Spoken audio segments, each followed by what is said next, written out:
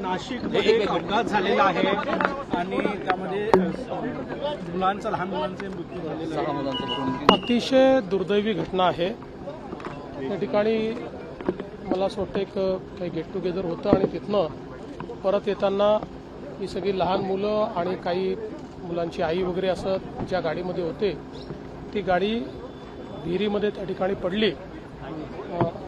आपले आपत्ती व्यवस्थापन मंत्री गिरीश महाजन यांनी त्या स्पॉटवरनं माझ्याशी चर्चा केली आणि तिथली परिस्थिती देखील सांगितली.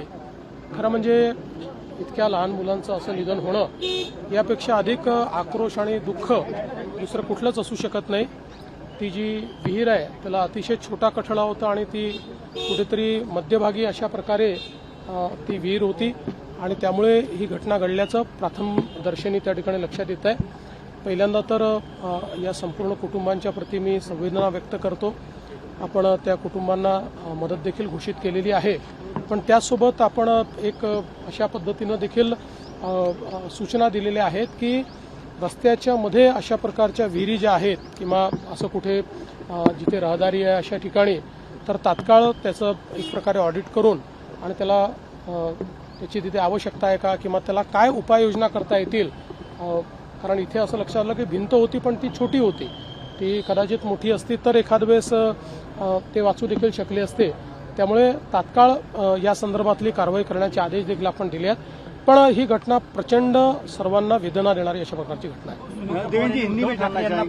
बारामतीमध्ये पाठिंबा देण्याची मागणी केलेली आहे. मला असं वाटतं की सर्वच पक्षांनी सुनेत्राताईंना पाठिंबा दिला पाहिजे. माझी अशी सर्वांना विनंती असेल की ही पोटनिवडणूक बिनविरोध झाली तर महाराष्ट्राला साजेशी अशा पद्धतीनं ही परिस्थिती होईल. यापूर्वीही अनेक वेळा महाराष्ट्राने बिनविरोध पोटनिवडणुका केलेल्या आहेत. मला आठवतं की ज्यावेळेस RR आबांचं दुःखद निधन झालं होतं त्याही वेळेस आपण जी काही पोटनिवडणूक आहे ती त्या ठिकाणी भाजपने आम्ही ठरवलं होतं की आम्ही लढणार नाही आणि आपण ती बिनविरोध केली होती. मला असं वाटतं सगळ्या पक्षांनी मन मोठं करून बिनविरोध निवडणूक केली पाहिजे.